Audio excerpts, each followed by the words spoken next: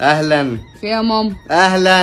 ايه يا ماما في ايه؟ شايفه اللي انت فيه ده بسبب الصور اللي بتنزليها على النت. ايه يا ماما الاوفر ده يا ماما؟ انا عندي برد من التكييف عادي يعني. ما تنزلي صورك يمين وشمال وابرز القصص وابرز القصص، انا شايفه كل حاجه وبيبعت لي كل حاجه. ايه الأوفر دي؟ ما بنت نعمل تحليل اكلم لك الدكتور اشوف مالك. يلا قومي. بتعملي ايه يا ماما؟ اشرف راسي هات صباعك. في ايه العبط ده؟ ايه اخد ده؟ منك عين الدم. عين الدم ايه يا ماما؟ لا لا هبعتها لا للدكتور. هات يا ماما لا يا ماما حيوانه. يا ماما بس عبط يا الادب. بس. دي احدث الطرق يا الحديثه. ماما هات لا لا لا يا ماما. هبعتها للدكتور. هكلمه اعرف فيك ايه. ازيك يا دكتور؟ يا حاجة. الله يخليك. جات لك الصوره؟ اللي سكر عليها دم. ايوه حللت بقى الدم عليها. ايه بقى سببها؟ سببها انها بتنزل صورها على النت. ايه يا ماما ده شكله الدكتور عبيط.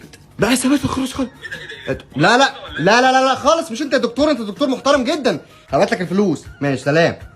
ها جبت حاجه من عندي يا معفنه. يا ماما ده دكتور عبيط يا ماما. قومي لي يا بنت عشان اصورك. تحليل ايه يا ماما اللي من صورة؟ قومي لي عشان اصورك. يلا قومي. موتي عدل يا بنت عشان اصورك. ايه يا ماما العبط اللي انت بتعمليه ده يا ماما؟ خلاص هنزل صورك على النت. يا ماما تنزلي ايه يا ماما؟ بنتي تعبانه ومريضه. ايه يا ماما العبط ده يا شيل ماما؟ عليك العين يا حيوانه يا قليله الادب.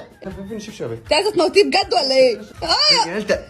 يا ماما شفتي بنتي مريضه واعملي نفسك ميته يا بنت. ها عشان اللي عامل عليك. انت يا ماما.